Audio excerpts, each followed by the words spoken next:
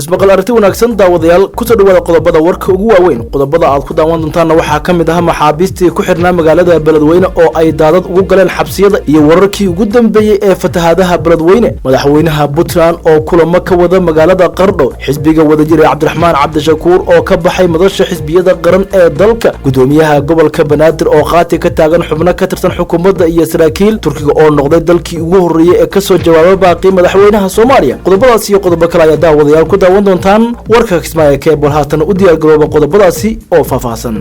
tobaniyo kamid ah maxaabiista magaalada Beledweyne ee xarunta gobolka Hiiraan ayaa wajahaya dhibaatooyin daran oo ay ka dhaxleen fatahaadaha webiga Shabeelle ee mara magaalada Beledweyne ee xarunta gobolka Hiiraan maxaabiistan ayaa shalay waxa xabsiyada ugu galay biyo xoog leh kuwaasi oo la sheegay in ay baabiyeen inta badan xabsiga dhexe ee magaalada Beledweyne iyada oo si dhib yar looga badbaadiyay maxaabiistii xabsiga ku jirtay sida ay noo xaqiijiyeen dadka deegaanka maxaabiista ayaa hadda lagu hayaa saldhig ay degan yihiin ciidamada booliska Soomaaliya oo ku yaala gobolka Hiiraan magaalada xarunta ee gobolka Hiiraan ee Beledweyne ayaa waxa ka jira dhibaatooyin ballaaran oo ka dhashay fatahaadaha webiga Shabeelle kuwaasi oo saameeyay guud ahaan dadkii ku noolaa magaalada oo isugu jira noocyada kala duwan ee bulshadu ay ka kooban tahay sidoo kale fatahaaduhu ma saameynin oo kaliya xabsigii magaalada Beledweyne balse waxay sidoo kale galeen xarunta gobolka iyo waliba xarumo kale oo muhiim ah oo ka tirsan magaalada Beledweyne ee xarunta gobolka Hiiraan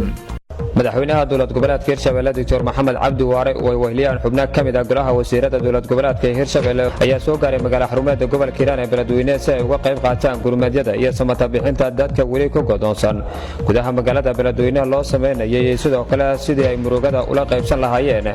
qoysaska dadkooda ay ku dhinteen doonada shalay ku rogmatay bartamaha magaalada Beledweyne oo qaarkood wali la yahay gudoomiyaha gobolka Hiiraan Cali Maxamed Caraale ayaa ugu horeyn madaxweyne Maxamed Cabdi Waare faahfaahin kooban ka siiyay sida bulshada ay u saameysay fatahaada webiga Shabeelle iyo tirada dadka la helay meedadkooda iyo kuwa wali ku maqan webiga Shabeelle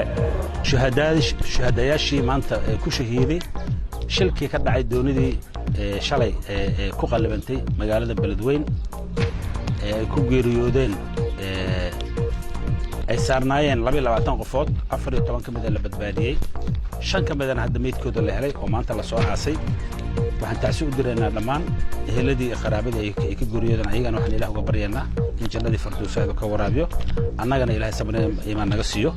waxa maanta magaalada Beledweyne booqasho noogu yimid madaxweynaha dowlad goboleedka Hirshabelle Mudane Maxamed Cabdi Waare oo aan maanta ku soo dhaweynay si uu noola qaybsado murugada iyo dhibka iyo uliisu u arko dhibaatada ay geysatay fatahaadda webiga Shabeelle madaxweyne soo dhawow ku soo dhawow gobolka Hiiraan ku soo dhawow caasimadda maamulka gobolka Hiiraan magaalada Beledweyne oo ay fatahaadda webiga ay ka jireen marka laga soo bilaabo 8 bishii hadda aan ku jirno maanta 29 ah ilaa ay hadda haba kala badnaadaan maalinta ka dambaysa ay soo badanayeen oo maanta maraysa meeshii ugu khatarta badneed mudane madaxweyne sida la socotid fatahaadaas waxay geysteen khasaaro naf iyo maal iyo khasaaro hanti aad u fara badan oo aad arkaysa maanta ugu dambeysay 5 qof la soo aasay madaxweynaha dowlad goboleedka Hirshabelle Maxamed Cabdi Waare ayaa uga tacsiiyay guud ahaan ummadda Soomaaliyeed gaar ahaan bulshada gobolka Hiiraan dadkii ku geeriyooday fatahaadda webiga Shabeelle kuwaas oo maanta 5 kamid ah midadkoodii la baaday goobay la helay isla markaana lagu aasay qaar kamid ah qabuuraha magaalada Beledweyne waxaana madaxweynaha maamulka Hirshabelle Maxamed Cabdi Waare oo ku baaqay gurmado kala duwan oo degdeg ah lala soo gaaro dadka ay waxyeeleysay fatahaadda webiga Shabeelle ee magaalada Beledweyne aad ugu xunnahay oo ka tacsiinayna dadkii ku geeriyooday fatahaadii ka dhacday magaalada Beledweyne sida gudoomiyaha uu sheegana qaarna meedkoodii la helay qaarna wali meedkoodii aan lahayn intii magaalada Beledweyne masiiba ka dhacday maanta waan soo wada dul marnay magaalada boqolkiiba 80 ama boqolkiiba 90 biyaha ayaa ka koreeya magaalada runtii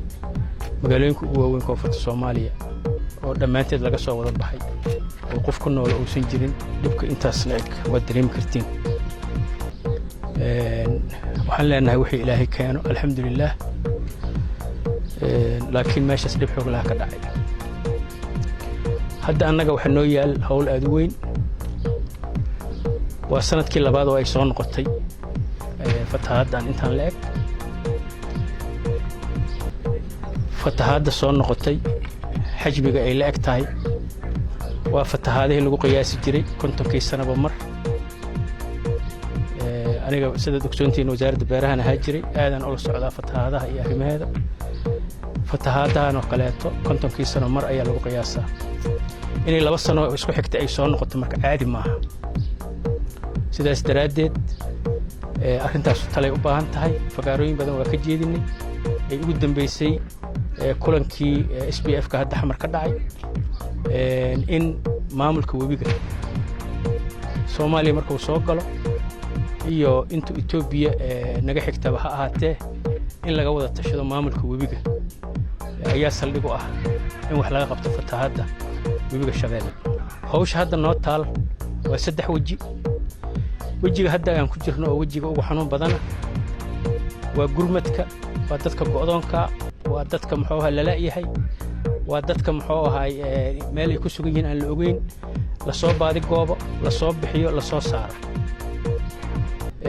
maanta markaan magaalada soo dul marnay waa aragnay muxuu ahaa xaafado go'doona waa aragnay guryo go'doona runtii welwel fara badan ayaa wuxuu nooga jiraa in magaalada dad fara badan ay go'doon ku yihiin arrintaas marka waxay u baahan tahay gurmad weyn xagga doomanka iyo xagga diyaaradaha runtii waxaan aad mahad ugu celinaynaa ciidamada walaalaheena AMISOM iyo United Nationska oo ilaa iyo mataqaanaa usbuucan oo dhan gurmadka nagula jiray wax alla waxay awood leeyihiin ha ahaadaano diyaarado iyo ha ahaadaano baabuur iyo ha ahaadaano ciidan iyo ha ahaadaano dad si gaar ah u tababaran oo dabaasha gurmadka nagula jiray aadan uga mahad celinaya wajigaas marka hadda aan ku jirnaa waa waji xanuun badan باذن الله تعالى ووحي الهي قدرنا ودعي دونان وانا دادالينا ان شاء الله وجيغا ku xiga waa wajiga samafalka oo dadka dhibaataysan baahiyahooda bini'aadanimo biyaha ugu horeeya fayadhowrka cuntada hooyga daawada wajigaas runtii oo aan mataqaana sidii gudoomiyuhu u sheegay aan wali aad u bilaaban waxaan u baaqayaa dhammaan deeq bixiyaasha dowladda federaalka ganacsatada madaxweynaha dowlad goboleedka Puntland Saciid Cabdullaahi Deeni oo xalay ku hoyday Qardho ayaa kulamo ka bilaabay gudaha magaaladaasi kuwaasi oo looga hadlayo xaaladda amniga iyo waliba arrimo kale Deeni ayaa xalay kulan gaar ah la qaatay guddiga amniga Qardho waxaana madaxweynaha ay uga warbixiyeen horumarada laga sameeyay amniga iyo waliba xaaladda guud ee gobolka sidoo kale mas'uuliyiinta Qardho oo kulanka qayb ka ahaa ayaa waxay madaxweynaha uga warrameen horumarka ballaaran ee ka socda degmadaasi Qardho afayeenka madaxtooyada Puntland Jaamac Dabaraan oo la hadlay warbaahinta ayaa ka warbixiyay muhiimadda kulankaasi iyo waliba socdaalka madaxweyne Saciid Cabdullaahi Deeni oo la filayo in deegaano kale uu ku gaaro kuwaasi oo ka tirsan maamulka Puntland madaxweynaha Puntland oo shalay gaaray Qardho ayaa ujeedkiisu ahaa inuu xariga ka jiro dugsiga tababarka ciidamada ee Xorgoble oo dib u dhis lagu sameeyay kaasi oo shalay si rasmi ah u furay madaxweyne Deeni oo ka hadlay munaasabadaasi ayaa waxa uu sheegay in Puntland ay muhiimadda koobaad siinayso dib u dhiska iyo waliba tayeynta ciidamada maamulka Puntland بسم الله الرحمن الرحيم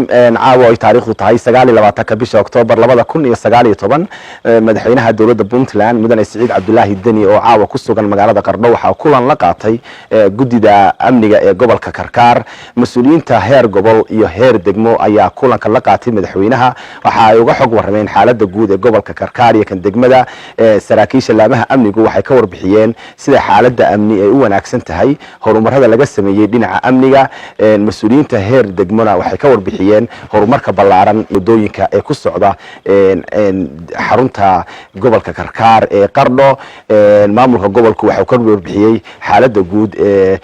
degmooyinka gobolka iyo sida ay u socoto arrimaha la xiriira horumarka guud iyo ilaalinta amniga waxyaabaha ay la wadaageen madaxweynaha dowladda Puntland mudane Saciid Cabdullaahi Deeni waxa kamid ah muranka ka dhasha dhulka waxaana uu ugu dambeyn madaxweyne Deeni uu faray dhammaan laamaha ay khusayso in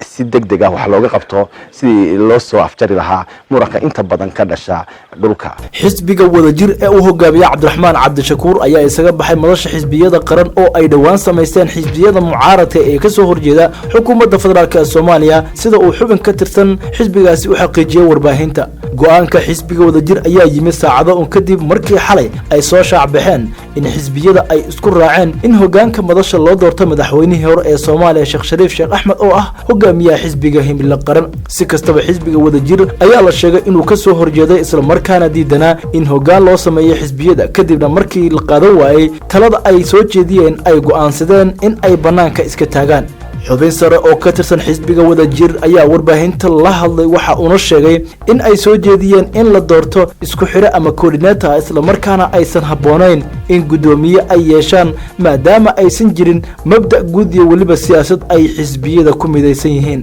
qaar ka mid ah xildhibaanada xisbiga UPD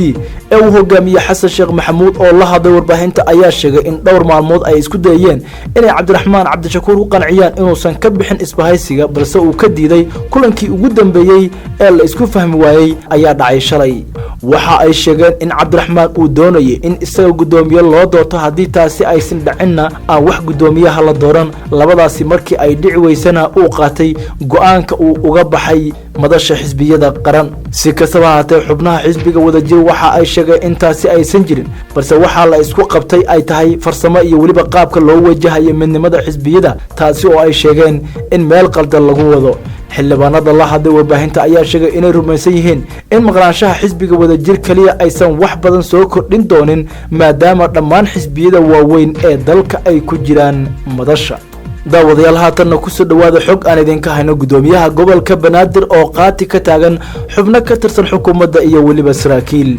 gudoomiyaha gobolka Banaadir ahna duqa magaalada Muqdisho Cumar Maxamuud Maxamed Filish ayaa waxa uu sheegay in magaalada Muqdisho ay ka jirto dhibaatooyin badan oo aan la mahdin kuwaasi oo u baahan in wax laga qabto gudoomiyaha Cumar Filish oo aan hadalkan ka dhihin meel fagaaraha ayaa dhowr qof oo siyaabo kala duwan ula kulmay oo ay ku jiraan odayaal u qiray in uu wajahayo culaysyo ka weyn wixii uu filayay markii loo magacaabay gudoomiyaha gobolka Banaadir ahna duqa magaalada Muqdisho caqabada ugu weyn waxa uu ku sheegay in uu kala kulmayo xubno ka tirsan xukuumadda iyo waliba hay'adaha ammaanka dhibaatooyinkaasi ayuu sheegay in ay ku rideen niyad jab iyo waliba rajo xumo sida ay noo xaqiijiyeen dad la kulmay gudoomiyaha gobolka Banaadir Cumar Filish ayaa odayaasha uu la kulmay u sheegay in dibka uusan ku qabin oo kaliya saraakiisha ciidamada booliska balse uu wajahayo dagaal kale oo culuskaasi oo saameyn ku leh shaqadiisa iyo waliba mas'uuliyadii loo igmaday hadalka Cumar Filish ayaa imanaya hadalka gudoomiyaha gobolka Banaadir ayaa imanaya ayada oo uu si xumaanaya xiriirka kala dhaxeeya booliska gobolka Banaadir dowladda Turkiga ayaa noqotay dowladii ugu horeysay ee ka soo jawaabta baaqi madaxweynaha Soomaaliya Maxamed Cabdullaahi Farmaajo ee u gurmashada dadka ay saameeyeen fatahaadaha xooggan ee ka jira qaybo badan oo kamid ah Soomaaliya wasaaradda arrimaha dibadda ee dalka Turkiga ayaa qoraal ka soo baxay waxa ay uga hadashay saameynta ka dhalatay fatahaadaha wabiyada Shabeelle iyo Jubba kuwaasi oo ay ku barakaceen dad badan oo Soomaaliyeed warka ka soo baxay wasaaradda arrimaha dibadda ee dalkaasi Turkiga ayaa lagu sheegay in ugu horeyn ay ka tacsiyeynayso dhimashada ka dhalatay fatahaadahaasi isla markaana ay aad uga xun tahay dhibaatadaasi sidoo kale waxa ay wasaaraddu sheegtay in ay ka qayb qaadanayso gurmadka loo fidinayo dadka barakacayaasha ee ku dhibaataysan magaalooyinka ay ka mid tahay degmada Beledweyne ee xarunta gobolka Hiiraan Turkiga ayaa ka mid ah dalalka saaxiibada dowladaha Soomaaliya wuxuuna ka taageeraa dhinacyo kala duwan oo ay ugu horeyso dhismaha ciidanka xoogga dalka Soomaaliyeed waxa kale oo Turkiga lagu xasuustaa gurmadkii uu dadka Soomaaliyeed u fidiyay sanadkii 2011 xilligaasi oo ay Soomaaliya ka jirtay abaar xooggan oo saameysay dadka iyo dunyadaba hadalka ka soo baxay Turkiga ayaa waxa uu ku soo aadaya iyadoo xaaladii ugu adkeyd ama ugu darnayd ee fatahaadaha ay ka taagan tahay deegaanka ka tirsan maamulka Hirshabeelle oo ay ugu daran tahay magaalada Beledweyne ee xarunta gobolka Hiiraan daawadayaal intaasi waxaan nooga dhow warkii Kismaayo Cable